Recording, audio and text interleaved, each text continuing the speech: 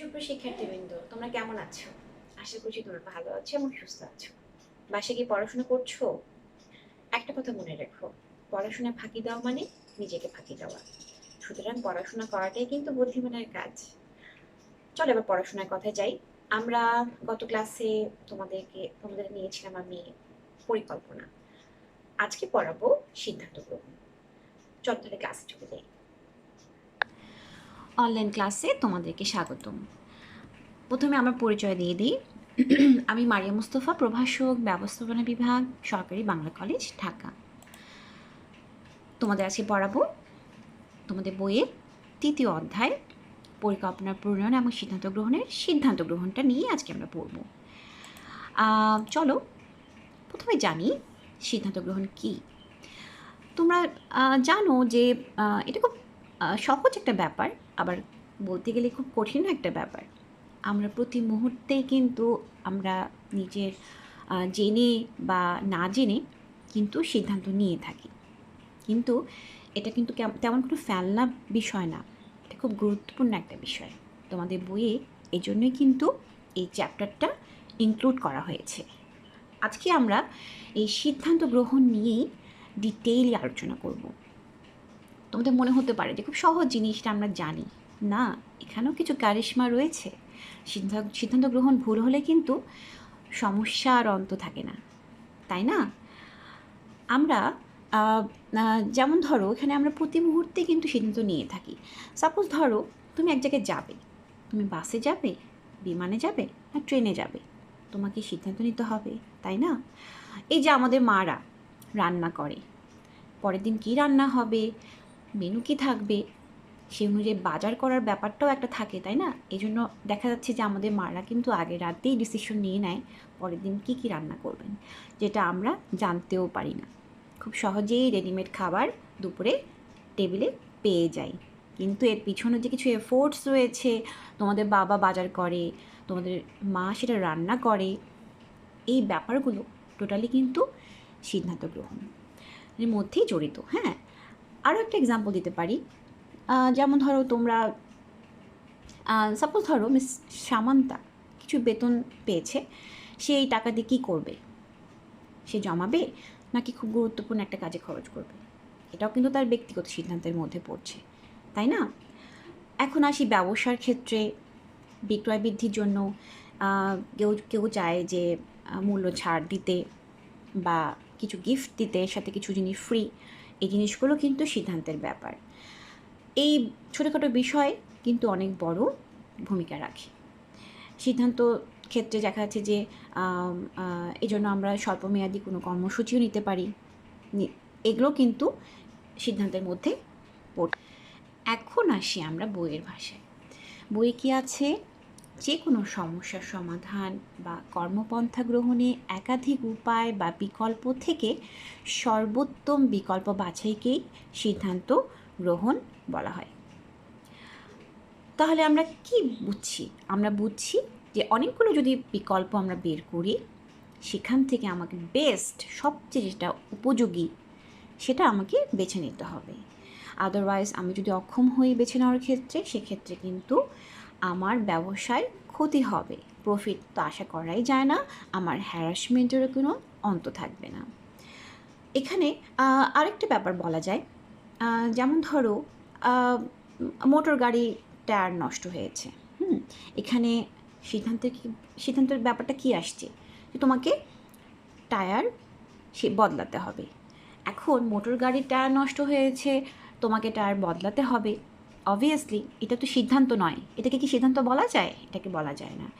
সিদ্ধান্ত গ্রহণ তখনই এই ব্যাপারটা আসবে যখন তুমি টায়ার চেঞ্জ করার সময় অনেকগুলো ব্র্যান্ডের মধ্যে থেকে কোন ব্র্যান্ডের টায়ারটা নেবে সেটার ব্যাপারটা যখন আসে, তখন সেখানে কিন্তু সিদ্ধান্তের বিষয়টি চলে আসে। তোমার ধরো প্রচণ্ড ক্ষুধা পেয়েছে, তো তুমি কী করবে? খাবে না? অবশ্যই খাবে। এখন খাওয়াটা তো তোমার সিদ্ধান্তের মধ্যে পড়ছে না, তোমাকে তো খেতেই হবে, নাহলে তুমি বাঁচবে না। কিন্তু তুমি কী খাবে? তুমি একটা কেক খেতে পারো বা এক প্লেট ভাত খেতে পারো, এটা কিন্তু ডিসিশন মেকিংয়ের মধ্যে আসছে।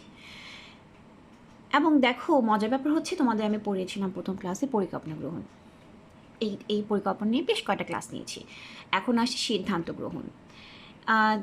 পরিকল্পনার সাথে কিন্তু সিদ্ধান্ত গ্রহণ ওতপ্রোতভাবে জড়িত। পরিকল্পনা গ্রহণ করার পরেই কিন্তু আমাদের সিদ্ধান্ত নিতে হয়। এই জন্যই কিন্তু তোমাদের বইয়ে পরিকল্পনার সাথে এই সিদ্ধান্ত গ্রহণের চ্যাপ্টারটি ইনক্লুড করা হয়েছে। এখানে পরিকল্পনা আমরা কী করি, যে বিকল্প নির্ধারণ করি এবং উত্তম বিকল্পকে আমরা যখন পরিকল্পনা হিসেবে গ্রহণ করে থাকি, এটাও কিন্তু সিদ্ধান্তের মাধ্যমেই কিন্তু গ্রহণ করে থাকি, তাই না? এই জন্য ব্যবস্থাপনায় যত রকম কাজ রয়েছে, যেমন ধরো সংগঠন, কর্মী সংস্থা, নির্দেশনা, প্রেষণা প্রভৃতি কিন্তু এই সিদ্ধান্তের উপর নির্ভর করছে।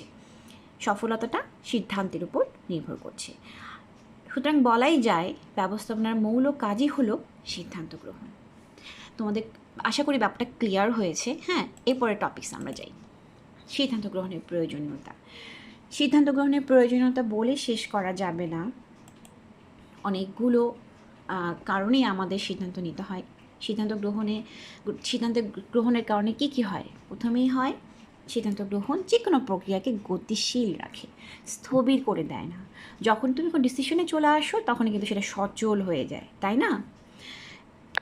দেখা যাচ্ছে যে কী করণীয় সেটা নিয়ে যদি সিদ্ধান্ত গ্রহণ করা হয়, তাহলে কি হয়, কর্মীরা খুব স্বচ্ছন্দে কাজ করে এবং সমস্যার দ্রুত সমাধানও লাভ করা যায়।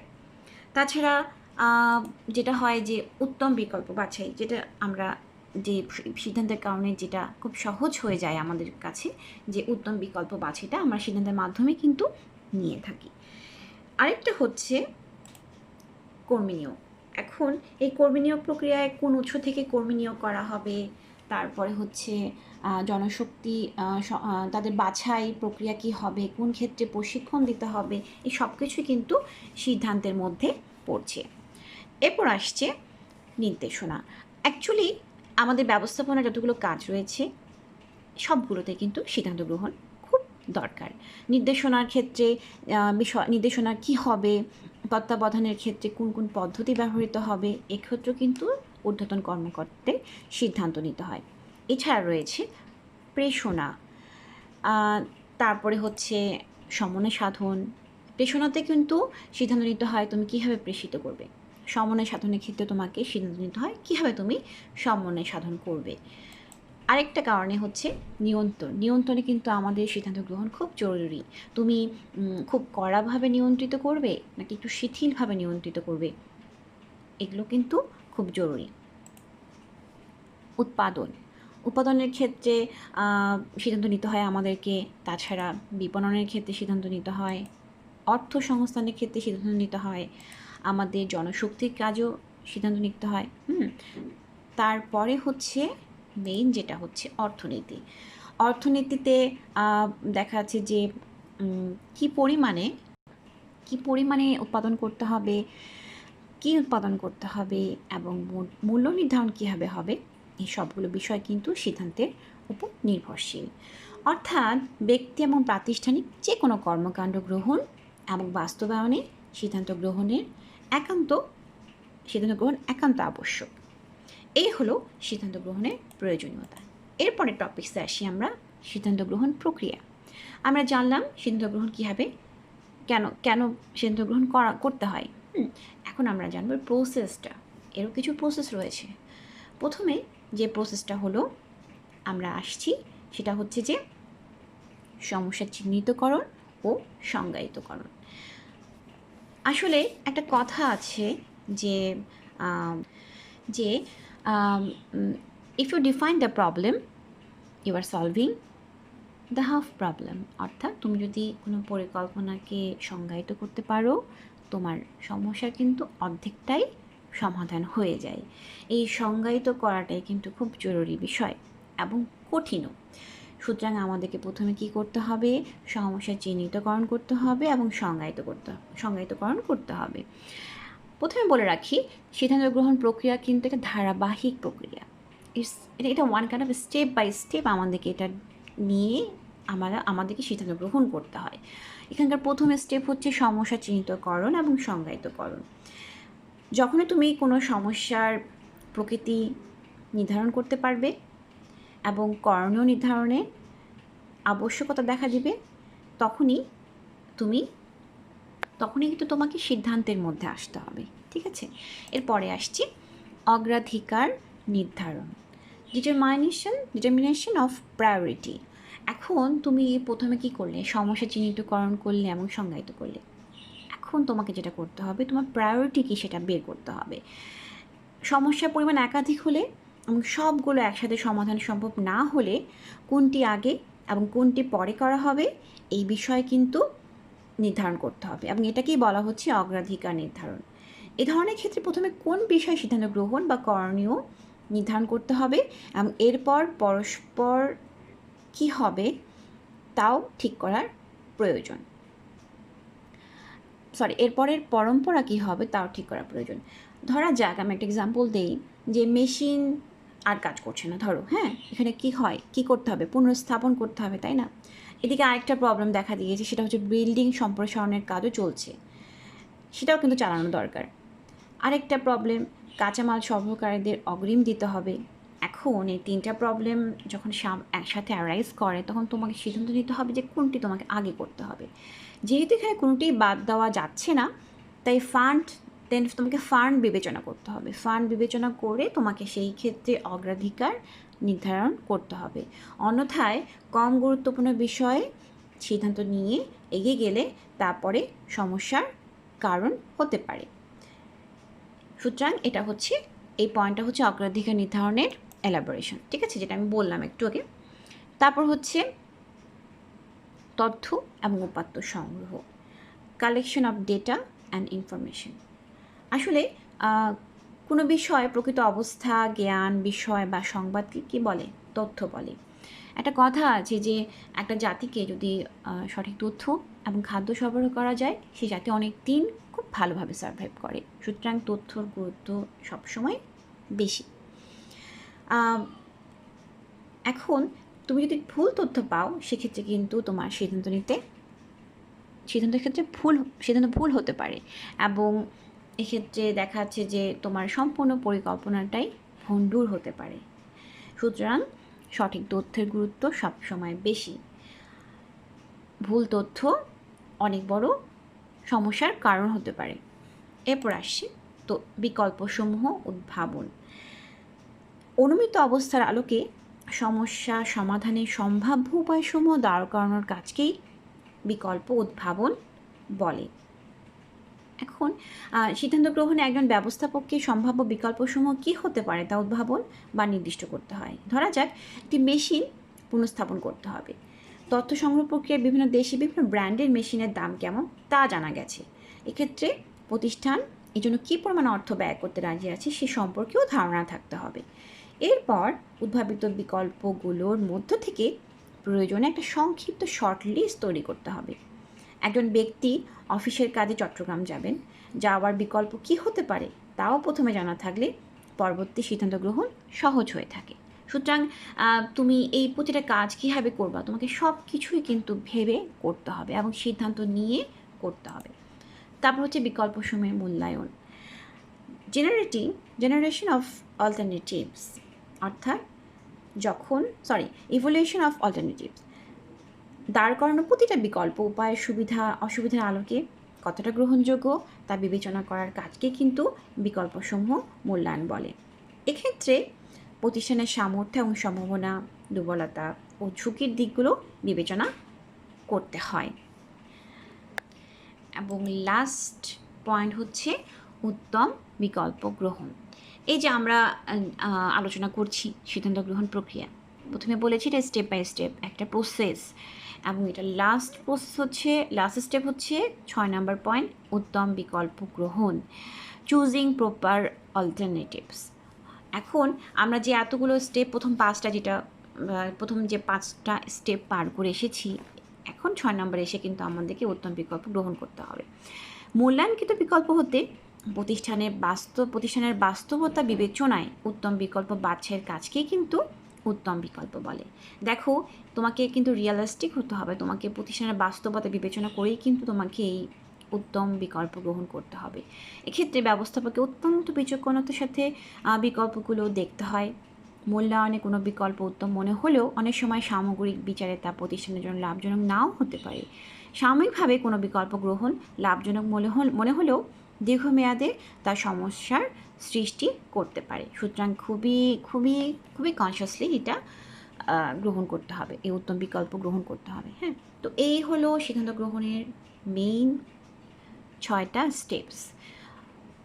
সবসময় খেয়াল রাখবে এই স্টেপসগুলো যেন উল্টাপাল্টা না হয়। এটা তোমাকে সিকোয়েন্স মেনটেন করে কিন্তু তোমাকে এটার আনসার দিতে হবে। এরপর টপিকস আসি আমরা সিদ্ধান্ত গ্রহণের সহায়তাকারী উপাদান। আমরা যে অবশেষে কি হলো, আমরা সিদ্ধান্ত নিয়ে ফেললাম, তাই না? এখন আমাদেরকে এটাও জানতে হবে যে আমরা যে সিদ্ধান্ত নিয়ে ফেলেছি এবং আমাদের এই সিদ্ধান্ত গ্রহণের ক্ষেত্রে কী কী উপাদান আমাদেরকে সহায়তা করেছে। এবং তোমরা জানো সিদ্ধান্ত গ্রহণ একটা যৌক্তিক প্রক্রিয়া। এক্ষেত্রে একজন সিদ্ধান্ত গ্রহণকারী সমস্যা চিহ্নিতকরণ বা করণীয় কোনো বিষয় সম্বন্ধে প্রাথমিক ধারণা অর্জনের পর সেই বিষয়ে সিদ্ধান্ত গ্রহণের ধারাবাহিক কতগুলো পদক্ষেপ অনুসরণ করে এবং এরূপ পদক্ষেপ অনুসরণ করে যৌক্তিক সিদ্ধান্তে পৌঁছতে কতগুলো বিষয় তাকে কিন্তু সহায়তা করে। সেগুলো কী কী দেখি। প্রথম হচ্ছে বিচার ক্ষমতা এবং প্রজ্ঞা, জাজমেন্ট পাওয়ার অ্যান্ড ইনটিউশন। বিচার ক্ষমতা হলো কোনো পরিস্থিতি অনুধাবনপূর্বক সিদ্ধান্ত নেওয়ার ক্ষমতা। এবং প্রজ্ঞা কী? প্রজ্ঞা হলো ভবিষ্যৎকে বুঝতে পারার সামর্থ্য। বিভিন্ন বিকল্প থেকে উত্তম বিকল্প বাছাইয়ের সিদ্ধান্ত গ্রহীতার বিচার ক্ষমতা ও প্রজ্ঞা তাকে বিশেষভাবে সহায়তা করে। সাধারণ বিচারে কোনো বিকল্প লাভজনক মনে হলেও কিন্তু প্রতিষ্ঠানের বর্তমান অবস্থা এবং ভবিষ্যৎ গতি প্রকৃতি বিবেচনায় তা লাভজনক নাও হতে পারে। সুতরাং বিচার ক্ষমতা এবং প্রজ্ঞা খুবই খুবই জরুরি। সেকেন্ড পয়েন্ট হচ্ছে সুসংবদ্ধ চিন্তা, সিস্টেমেটিক থট। সুসংবদ্ধ চিন্তা বলতে একজন সিদ্ধান্ত গ্রহীতা কতটা ঠান্ডা মাথায় নিয়ম মেনে যৌক্তিক সিদ্ধান্ত গ্রহণ করতে পারে তার সামর্থ্যকে বোঝায়।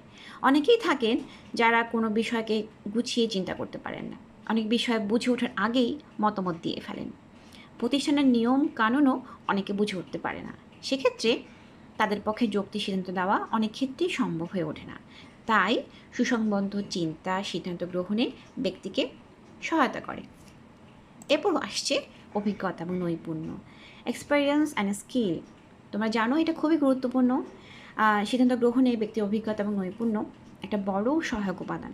অভিজ্ঞতা এমন এক শক্তি যা ব্যক্তির জ্ঞান, দক্ষতা, বুদ্ধিমত্তা, বিচার ক্ষমতা সব কিছুকেই সংহত ও শক্তিশালী করে। অভিজ্ঞ ব্যক্তি সাহসী হয় এবং পরিস্থিতি ও প্রয়োজন দ্রুত উপলব্ধি করতে পারে। সিদ্ধান্ত গ্রহণে ব্যক্তিক নৈপুণ্য, দক্ষতা বা কুশলতা যথাসময়ে সিদ্ধান্ত দিতে ও অন্যদের নিকট থেকে নিজ মতামতের পক্ষে সমর্থন আদায়ে ব্যক্তিকে সহায়তা করে। এরপর আসছে তথ্য নিয়ে আমি আরও এর আগেই বলেছি, একটু আগে আলোচনা করলাম, বলা বাহুল্য। তারপরেও তথ্য আমাদের অনেক সাহায্য করে। বর্তমান যুগ হলো তথ্যের যুগ। যত বেশি তথ্য ধারণ করতে পারে তার পক্ষে তত কার্যকর সিদ্ধান্ত গ্রহণ করা তত বেশি সহজ হয়। অনুমান নির্ভর সিদ্ধান্ত গ্রহণের কাল কিন্তু এখন আর নেই। সুতরাং আমাদের যৌক্তিকভাবে প্রতিষ্ঠানের বাহ্যিক এবং অভ্যন্তরীণ বিষয়গুলো ভেবে, গ্রাহকদের রুচি পছন্দ ভেবে, প্রতিযোগীদের পদক্ষেপগুলো নিয়ে পদক্ষেপ অবজার্ভ করে, তাছাড়া তুমি ব্যবসা করতে গেলে তোমার প্রতিটা বিভাগের তথ্য এবং মধ্যস্থ ব্যবসায়ীরা কেমন সাড়া দেবে, এই সকল বিষয় সম্বন্ধে একটা সম্যক ধারণা নিয়ে তোমাকে সিদ্ধান্ত নিতে হবে। সুতরাং ইনফরমেশন খুবই গুরুত্বপূর্ণ একটা ব্যাপার। তারপর হচ্ছে ক্ষমতা ও কর্তৃত্ব, পাওয়ার অ্যান্ড অথরিটি। সবাই চায় ক্ষমতা কর্তৃত্ব ফলাতে, তাই না? সবার লোভ এই ব্যাপারে, ক্ষমতা নেওয়ার ব্যাপারে, কর্তৃত্বের ব্যাপারে, তাই না? ক্ষমতা হলো অন্যদের প্রভাবিত করার সামর্থ্য। অন্যদিকে কর্তৃত্ব কী? কর্তৃত্ব হলো অন্যদের বাধ্য করার ক্ষমতা। একজন ব্যবস্থাপক যদি অন্যদেরকে প্রভাবিত করার সামর্থ্য রাখেন তবে তার পক্ষে সিদ্ধান্ত গ্রহণ সহজ হয়। সাংগঠনিক নিয়মে কর্তৃত্বপ্রাপ্ত ব্যক্তি স্বাভাবিকভাবেই অধস্তনের উপর কর্তৃত্বের অধিকারী হয়ে থাকেন। ফলে তার দেওয়া সিদ্ধান্ত মানতে অধস্তনরা বাধ্য থাকে। তদুপরি যদি তিনি অধস্তনদের প্রভাবিত করার সামর্থ্য রাখেন তবে তার এই ক্ষমতা এবং কর্তৃত্ব তার সিদ্ধান্ত গ্রহণে সহায়ক ভূমিকা রাখবে। 6 নম্বর পয়েন্ট, প্রতিষ্ঠানের সামর্থ্য। অভ্যন্তরীণ এবং বাহ্যিক বিভিন্ন সহযোগী উপায়ে উপকরণসমূহের কার্যকর উপস্থিতির মধ্য দিয়ে প্রতিষ্ঠানের যে সক্ষমতার সৃষ্টি হয় তাকে প্রতিষ্ঠানের সামর্থ্য বলে। যেমন ধরো যোগ্য জনশক্তি, আনুগত্য, শৃঙ্খলা, উত্তম কার্যপরিবেশ, আর্থিক এবং কারিগরি সামর্থ্য, বাজার সামর্থ্য, ব্যবস্থাপনা সামর্থ্য, প্রতিষ্ঠানের সুনাম ইত্যাদি প্রতিষ্ঠানের কাম্য মাত্রা বজায় রাখতে নির্বাহীদের পক্ষে সিদ্ধান্ত গ্রহণ এবং তার বাস্তবায়ন সহজ হয়। হ্যাঁ, অন্যথায় সিদ্ধান্ত নিতে ব্যবস্থাপকদের নানা বিষয় ভাবতে হয়, ফলে সিদ্ধান্তহীনতার প্রতি এক ধরনের ঝোঁকের সৃষ্টি হয়ে থাকে। লাস্ট পয়েন্ট হচ্ছে অংশগ্রহণের সুযোগ, অপরচুনিটি অফ পার্টিসিপেশন। সিদ্ধান্ত গ্রহণে অধস্তর অংশগ্রহণের সুযোগ সিদ্ধান্তের মানকে উন্নত করে, সেই সাথে সিদ্ধান্ত বাস্তবায়নে তাদের স্বতঃস্ফূর্ত অংশগ্রহণেও সহায়তা দেয়। একটি প্রতিষ্ঠানে কিন্তু গণতান্ত্রিক বা অর্থাৎ অংশীদারিত্বমূলক ব্যবস্থাপনা গড়ে তোলা উচিত। এক্ষেত্রে কী হয়, যারা এমপ্লয়ি রয়েছে তারা উচ্চ মনোবলের অধিকারী হয়, তারা মনে করে তাদেরকে ইম্পর্টেন্স দেওয়া হচ্ছে, তারা পরামর্শ দানে স্বতঃস্ফূর্ত থাকে। সেক্ষেত্রে কী হয়, সিদ্ধান্ত গ্রহণ বাস্তবায়নে সহজ হয়ে ওঠে। সুতরাং এই অংশগ্রহণের সুযোগ দেওয়াটা খুব জরুরি। এই মেইন 7টা পয়েন্ট খুবই গুরুত্বপূর্ণ। এগুলো কিন্তু আমাদের সিদ্ধান্ত গ্রহণে সহায়তাকারী উপাদান। এর পরের টপিক্সে যাই আমরা। এর পরের টপিক্স হচ্ছে সিদ্ধান্ত গ্রহণের ক্ষেত্রে বিবেচ্য বিষয়। আমরা সিদ্ধান্ত গ্রহণ তো করলাম, তাই না? এখন আমাদের সিদ্ধান্ত গ্রহণ করার আগে কিছু বিষয় আমাদের মাথায় রাখতে হবে। উল্টাপাল্টা সিদ্ধান্ত নিলে কিন্তু সমস্যাই বাড়বে, তাই না? ধরো একটা এক্সাম্পল দেই, যে ধরো একটা প্রতিষ্ঠানের শ্রমিকরা দুই দলে ভাগ হয়ে গেছে। এখন দুই দলের মধ্যে গণ্ডগোল। এখন মালিক কী করবে? সে যদি কোনো একটা দলের পক্ষ নেয়, সেক্ষেত্রে কী হয়, আরেক পক্ষ কিন্তু শ্রমিকদের আরেকটা দল কিন্তু খেপে যাবে। এটা করা যাবে না। তোমাকে এমন একটা মধ্যপন্থা অবলম্বন করতে হবে যেন দুই পক্ষই সন্তুষ্ট থাকে, তাহলে কিন্তু সমস্যা সলভ হবে। তাহলে আসি যে সিদ্ধান্ত গ্রহণের ক্ষেত্রে বিবেচ্য বিষয় কী কী হতে পারে। সমস্যা প্রকৃতি, ন্যাচারাল প্রবলেম। কোন সমস্যা সমাধানের জন্য সিদ্ধান্ত নেওয়া হচ্ছে তা সবসময় বিবেচ্য, এবং তা কতটা গুরুত্বপূর্ণ, এর গভীরতা কেমন, এই বিষয়গুলো কিন্তু বিবেচনায় আনতে হবে। অনেক সময় দেখা যাচ্ছে যে আমরা ছোট সমস্যাকে অনেক বড় করে দেখছি, যেটা হচ্ছে অনেক সময় সাপেক্ষ হয়, এবং যেই সমস্যাগুলো আসলে পৌনপুনিক, সেক্ষেত্রে তো সিদ্ধান্ত নেওয়াটার সেক্ষেত্রে তো আমরা পূর্বের সিদ্ধান্ত যেটা নিতাম সেটাই নিতে পারি এখন, তাই না? সেটাকে খুব বড় করে দেখে নতুন কোনো সিদ্ধান্ত নেওয়ার কোনো মানেই হয় না।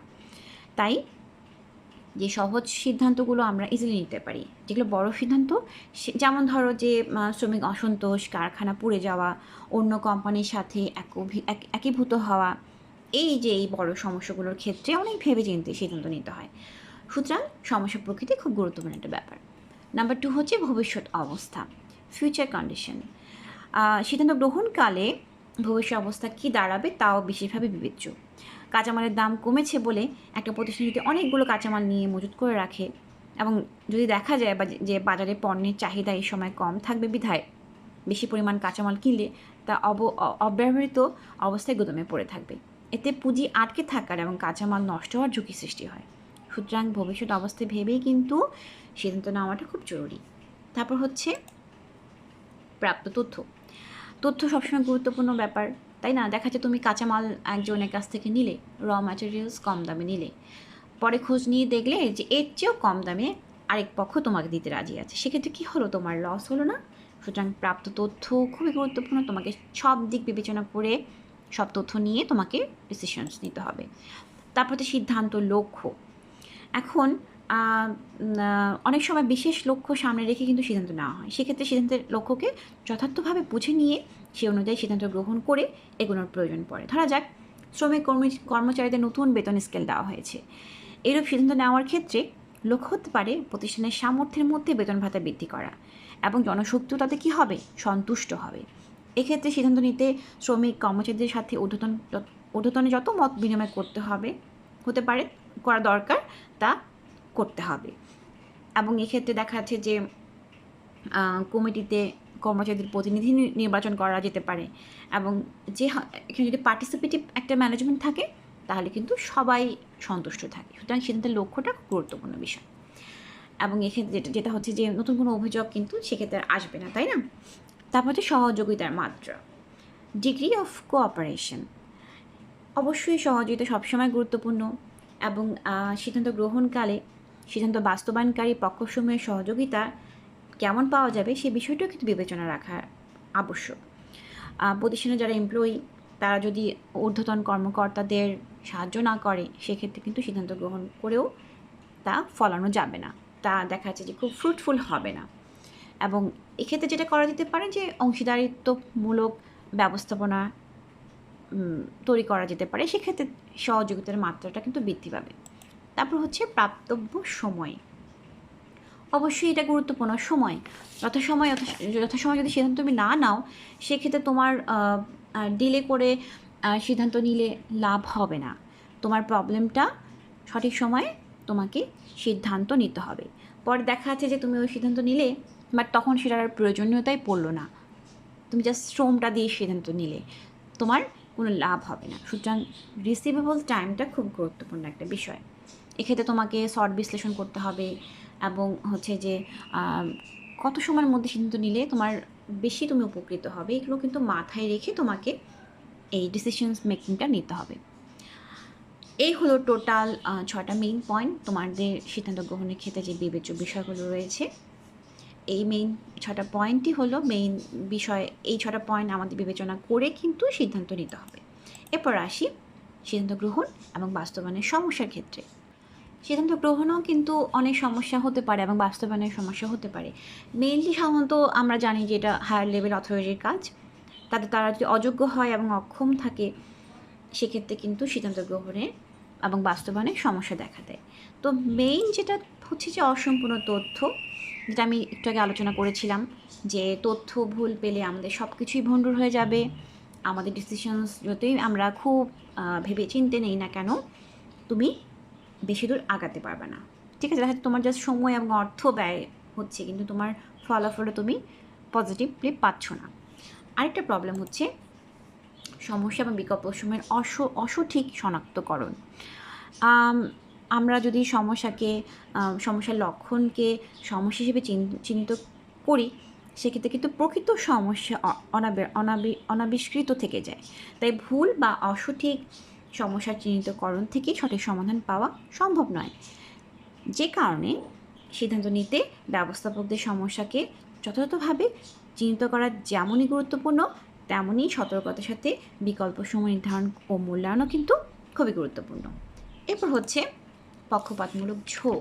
আচ্ছা, এই ব্যাপারটা হচ্ছে বায়াসনেসের ব্যাপার, এটা আসছে।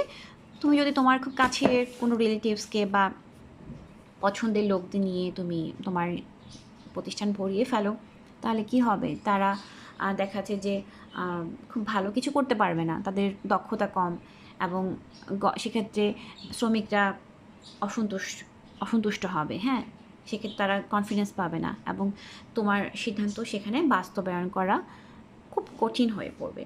তারপর হচ্ছে সিদ্ধান্ত গ্রহণে অনীহা। এটা খুবই একটা বড় প্রবলেম। অনেক নির্বাহী থাকেন যারা সিদ্ধান্ত গ্রহণে অনিচ্ছুক থাকে, গতানুগতিক পদ্ধতিতে কাজটি চালিয়ে যেতে চায় এবং দেখা যাচ্ছে যে অনেক সময় তাদের শ্রমিকদের উপর অনেক কিছু সিদ্ধান্ত দেওয়ার ক্ষেত্রে চাপিয়ে দেয় যে তোমরাই সিদ্ধান্ত নাও, কিন্তু তারা কি সঠিক সিদ্ধান্ত নিতে পারবে? তাদের তো সেরকম নলেজ নেই, এক্সপিরিয়েন্স নেই, সেক্ষেত্রে কিন্তু একটা প্রবলেম অ্যারাইজ করতে পারে। ঠিক আছে, তারপর হচ্ছে আবেগের প্রভাব। আমরা বেশিরভাগ মানুষই কিন্তু আবেগে ভুল করি, তাই না? সব ভুলগুলো কিন্তু বেশিরভাগ আবেগের মাধ্যমেই হয়। কি হয়, অতিরিক্ত রাগে ভুলগুলো করি আমরা আর অতিরিক্ত আবেগে ভুলগুলো করি। সুতরাং স্বাভাবিক ব্যাপার, এই দুটো একটা আবেগের সাথে সিদ্ধান্ত গ্রহণ একটা বিপরীতমুখী সম্পর্ক আছে। আবেগ যত প্রবল হয় সিদ্ধান্ত গ্রহণ প্রক্রিয়া ততই অকার্যকর হয়ে পড়ে, অর্থাৎ কার্যকারিতা হারায়। সুতরাং আবেগকে দমন করেই তোমাকে সিদ্ধান্ত নিতে হবে। আরেকটা হচ্ছে উপকরণের অপ্রতুলতা। অবশ্যই উপকরণ বলতে এখানে বোঝায় যেমন ধরো আর্থিক সম্পদ, মানবীয় সম্পদ, ভৌত সম্পদ দের অভাব। এগুলো কিন্তু গৃহীত সিদ্ধান্ত বাস্তবায়নের ক্ষেত্রে খুব বড় সমস্যার সৃষ্টি করে। সুতরাং এগুলোর অভাবও কিন্তু তোমাদের সিদ্ধান্ত গ্রহণ বাস্তবায়নের ক্ষেত্রে সমস্যার বড় কারণ হয়ে দাঁড়ায়। তারপর হচ্ছে সহযোগিতার অভাব, যেটা আমি একটুকে বললাম যে যদি তোমার অধস্তনরা সাহায্য না করে, তারা কোঅপারেটিভ মাইন্ডেড না হয়, সেক্ষেত্রে কিন্তু এই তোমাদের সিদ্ধান্ত গ্রহণ প্রক্রিয়াটা বাস্তবায়ন করা খুব সমস্যার মধ্যে পড়বে, হ্যাঁ, সমস্যা দেখা দিবে। তো এই হলো মেইন 7টা পয়েন্ট যেগুলো সিদ্ধান্ত গ্রহণ এবং বাস্তবায়নের ক্ষেত্রে সমস্যার সৃষ্টি করতে পারে।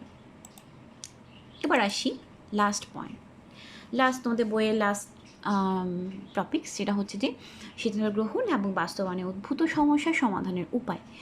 এই যে আমরা এতক্ষণ জানলাম সিদ্ধান্ত গ্রহণের প্রসেস এবং এই সমস্যাগুলো বাস্তবায়নের ক্ষেত্রে কী কী সমস্যা থাকে, তাই না? আমরা কি সমস্যা জেনেই থাকবো? আমাদেরকে জানতে হবে না আমরা কীভাবে এগুলো কাটিয়ে উঠতে পারবো? অবশ্যই জানতে হবে। দেখো আমরা কীভাবে কাটিয়ে উঠতে পারি। কী হবে, প্রথমেই আমাদের কি করতে হবে, প্রয়োজনীয় তথ্য সংগ্রহ করতে হবে, আমাদের একদম অ্যাকচুয়াল তথ্য, আমাদের পারলে শর্ট বিশ্লেষণ করে একদম প্রতিষ্ঠানের ভিতরে এবং বাইরে থেকে প্রয়োজনীয় সকল তথ্য নিয়ে আমাদের একটা ডিসিশনে আসতে হবে। তারপর হচ্ছে সঠিক বিকল্প নির্বাচন, মানে বিকল্পগুলো যদি সঠিকভাবে দাঁড় করানো যায় এবং বাস্তবতার বিবেচনায় সেগুলো যথাযথভাবে মূল্যায়ন করা সম্ভব হয়, তাহলে কিন্তু যৌক্তিক সিদ্ধান্ত নেওয়া সম্ভব, তাই না? সুতরাং এটা খুব গুরুত্বপূর্ণ বিষয়। তারপর হচ্ছে যথাসময়ে সিদ্ধান্ত গ্রহণ কার্যকর বাস্তবায়ন যথাসময়ে সিদ্ধান্ত গ্রহণের উপর নির্ভরশীল। সময় পরিবর্তনের সাথে অবস্থা বদলায়। যে পরিস্থিতিতে সিদ্ধান্ত নেওয়া দরকার ছিল, বিলম্ব হলে সেই পরিস্থিতি নাও থাকতে পারে, ফলে সিদ্ধান্ত অকার্যকর হয়ে পড়ে। সুতরাং এটা খুবই গুরুত্বপূর্ণ বিষয়, যথাসময় সিদ্ধান্ত গ্রহণ। তারপর হচ্ছে প্রয়োজনে সংশ্লিষ্টদের পরামর্শ গ্রহণ। এখন আমাদের দেখা যায় সিদ্ধান্ত নিতে গেলে আমাদের তো একটা পার্টিসিপেটিভ ম্যানেজমেন্টের ব্যবস্থা করার প্রয়োজন, তাই না? এখানে সবার সঙ্গে ডিসকাস করে, দেখা হলে lower level employee, middle level employee, সবার সাথে ডিসকাশন করে কিন্তু একটা সিদ্ধান্ত নিতে হতে পারে। সেটা খুবই গুরুত্বপূর্ণ বিষয়। সবার পরামর্শ কিন্তু এখানে অনেক সময় গুরুত্ব বহন করে, হ্যাঁ। 5 নম্বর হচ্ছে যথাসময় সিদ্ধান্ত অবহিতকরণ। অনেক সময় দেখা যায় যে হায়ার লেভেল অথরিটি সিদ্ধান্ত নিয়েছে, সেটা মিডল লেভেল অথরিটির কাছ পর্যন্ত পৌঁছেছে, কিন্তু লোয়ার লেভেল যারা এমপ্লয়ি রয়েছে তাদের কানেই পৌঁছায়নি। এখানে দেখা যায় যে ইনফরমেশনের যে চেইনটা, সেটা খুব ভালোভাবে কাজ করেনি, সেক্ষেত্রেও কিন্তু সমস্যা দেখা দিতে পারে। এবং সেটা যথাসময়ে সেটা অবহিত করার জন্য লোয়ার লেভেল, মিডল লেভেল, যেই লেভেলই হোক না কেন, রাইট টাইমে যেন তারা ইনফরমেশনগুলো পায়। নাম্বার 6, প্রয়োজনীয় সহায়তার দান। সবাইকে সাহায্য করতে হবে, সবাইকে তাদের মতামত দিতে হবে, এবং সিদ্ধান্ত বাস্তবায়নকারী পক্ষের বিভিন্ন উপকরণগত সহায়তার প্রয়োজন হতে পারে। তাই সিদ্ধান্ত গ্রহণের সাথে প্রয়োজনীয় উপকরণগুলোর সহায়তা কখন কতটা লাগবে এবং তা কীভাবে নিশ্চিত করা যাবে, তাও কিন্তু সিদ্ধান্ত গ্রহণকারী পক্ষকে ভাবতে হয়। সেই অনুযায়ী তা সরবরাহের প্রয়োজন পড়ে কিন্তু, তাই না? বাস্তবায়নকালে সংশ্লিষ্ট যদি প্রয়োজনীয় জনবল, যন্ত্রপাতি, অর্থ, মালামাল ইত্যাদির জন্য ঊর্ধ্বতনের মুখ চেয়ে বসে থাকতে হয়, সেক্ষেত্রে কিন্তু নিশ্চিতভাবে কিন্তু সিদ্ধান্ত বাস্তবায়ন করা সম্ভব হয় না, তাই না? সুতরাং এটা খুব গুরুত্বপূর্ণ। 7 নম্বর পয়েন্ট, কার্যকর তত্ত্বাবধান এবং নিয়ন্ত্রণ। সিদ্ধান্ত বাস্তবায়নের বিষয়টি নিশ্চিত করতে চাইলে কার্যকর তত্ত্বাবধান এবং নিয়ন্ত্রণ খুবই গুরুত্বপূর্ণ।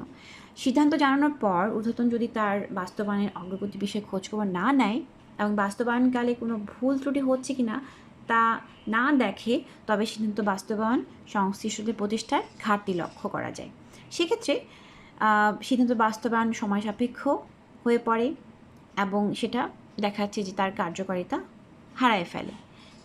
এই মেইন যে 7টা পয়েন্ট, এই সবগুলো কিন্তু এই সিদ্ধান্ত গ্রহণ এবং বাস্তবায়নে উদ্ভূত সমস্যার সমাধানের উপায়, এগুলো খুব ভালোভাবে খেয়াল করবে। সবই তোমাদের বই আছে, জাস্ট পয়েন্টগুলো খেয়াল করবে। তোমাদের যেহেতু সৃজনশীল প্রশ্ন আসে, সেহেতু তোমাদের কোনো পয়েন্টই বাদ দেওয়ার কোনো সুযোগই নেই, কিন্তু তোমাদের সব বিষয় খুব ভালোভাবে ধারণা নিতে হবে, কারণ কখন কীভাবে ঘোরায় পেঁচায় কোয়েশ্চেন আসে, তোমাদের কিন্তু সেটা সঠিক অ্যান্সার দিতে হবে এবং বইয়ের কোথায় আছে খুব ভালো একটা ধারণা থাকতে হবে, ঠিক আছে? তো এই হলো তোমাদের 3rd চ্যাপ্টার, পরিকল্পনা গ্রহণ এবং সিদ্ধান্ত গ্রহণের পুরো কোর্সটা শেষ। হ্যাঁ, পুরো চ্যাপ্টার আমি আলোচনা করে ফেললাম। আশা করি তোমরা অনেক উপকৃত হয়েছো এবং বাসায় পড়াশোনা করছো। তো ভালো থেকো, সুস্থ থেকো, বেশি বেশি করে পড়াশোনা করো। কলেজ খুলে তোমাদের সাথে দেখা হবে ইনশাল্লাহ।